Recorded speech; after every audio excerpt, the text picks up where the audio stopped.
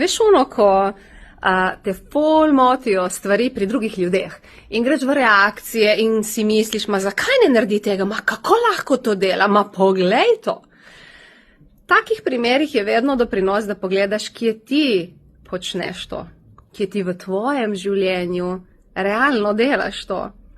In meni osebno barsi, zaganjanje, prejemanje barsov pomaga pri temu, da se soočim sama s sabo, da si, kako se reče, rečeš bobu bob in pogledaš pri sebi in pri sebi začneš spreminjati. In ko pri sebi začneš spreminjati, se avtomatsko spreminja tvoj pogled na druge ljudi, tvoj pogled na življenje, tvoj pogled na kako bi ti morala biti, kako bi drugi morali in se ustvari neka lahkotnost, neka sproščenost, neka neobremenjenost, ker sploh ni važno.